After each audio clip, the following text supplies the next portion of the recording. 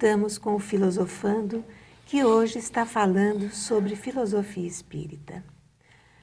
Professora Sônia, no último bloco falávamos da necessidade de um estudo mais aprofundado dos princípios por parte dos adeptos, né, do espiritismo. Mas como conhecer, como reconhecer um autêntico estudioso do espiritismo? Nós não podemos reconhecer a autenticidade de um estudioso espírita se nós mesmos não conhecemos o espiritismo, né? Então, para que nós possamos, e não se trata de emitir um julgamento de valor também, trata-se de nós nos conscientizarmos do que seja o espiritismo, o que é o espiritismo, o significado dele, por que ele surge no final do século XIX, começo do século XX, de grandes problemas e controvérsias, mas de realizações também. Então, trata-se de nós compreendermos profundamente os objetivos da filosofia espírita, para que nós possamos, inclusive, conhecer os seus verdadeiros seguidores, não é? Os seguidores de Allan Kardec, dos espíritos superiores, etc. Sem o qual nós vamos inserir naquele contexto que Platão já dissera lá atrás, que é emitir doxas. O que é doxas? Opiniões. Então, eu não posso, enquanto divulgador de doutrina espírita, divulgadora de doutrina espírita como um todo, filosofia espírita, falar de mim, das minhas ideias e das minhas interpretações. Porque a interpretação já foi dada, já foi trazida, não é? Então, se eu fico emitindo opiniões em cima daquilo que já existe, eu estou apenas falando de mim, daquilo que eu acho, né? E não daquilo que eu sei. É uma diferença muito grande, o que eu acho, o que eu penso, daquilo que eu sei. Então, muitas vezes, o que nós encontramos no movimento espírita é isso, é um apanhado de opiniões. Mas opiniões interessam a quê? A quem? Interessam aqueles que as emitem e os adeptos dessas pessoas, e o espiritismo fica em segundo plano. Então, nós vamos dar alguns exemplos aqui de pessoas que tiveram um trabalho muito importante, interessante no movimento espírita do passado e do presente, né? Certo. Outra coisa que eu gostaria de frisar também é que quando a gente fala de passado no movimento espírita e no espiritismo, não é um passado que acabou e a gente não tem que retomar mais. O espiritismo trata com princípios eternos e imutáveis. O que foi válido lá atrás, se foi verdadeiro, é válido hoje e vai ser válido no futuro. Exemplo, a obra de José Herculano Pires, a obra filosófico-religiosa de José Herculano Pires. A obra filosófica de Emmanuel, que nós muitas vezes esquecemos e relegamos Emmanuel no segundo plano como se ele tivesse sido desatualizado, né? Deolindo Amorim, que segue na sequência do pensamento de Herculano Pires, e quase ninguém conhece o Deolindo Amorim, né? Hermínio Miranda, que tem um vasto trabalho, né? Jorge Andréa, Hernani Guimarães Andrade, Jorge Rizzini, Eduardo Carvalho Monteiro, o grande pesquisador Eduardo Carvalho Monteiro,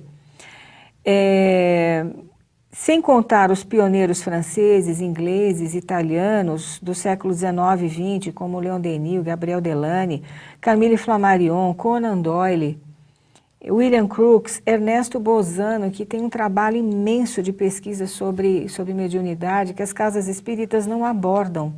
Ele foi o único pesquisador que foi a fundo em todas as mediunidades concebíveis neste plano. Então, ele tem livros que falam sobre xenoglossia, sobre levitação, não só sobre psicografia, psicofonia, etc., que são muito comuns, né? César Lombroso, por exemplo, pesquisadores sérios, né? Então, é isso, Márcia. Tem muito a estudar? A gente tem muito a estudar, desde que a gente tenha boa vontade, né? E sabendo onde buscar, né, esse saber autêntico. Sim.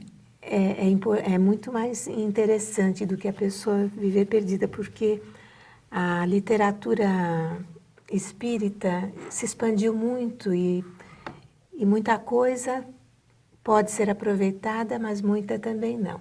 Então, é importante, primeiro, que a gente leia a codificação, né, Sônia? A partir daí as outras. Eu diria que 80% do que se escreve hoje, nada vale, né? Então, Isso não sou somente eu quem falo, né? Mas quando a gente vai analisando essas obras psicografadas, por exemplo, a ponto de um dia eu ter chegado para uma classe de aula e numa palestra pública e num congresso e dizer, olha, parem de ler obras mediúnicas e voltem a ler a codificação.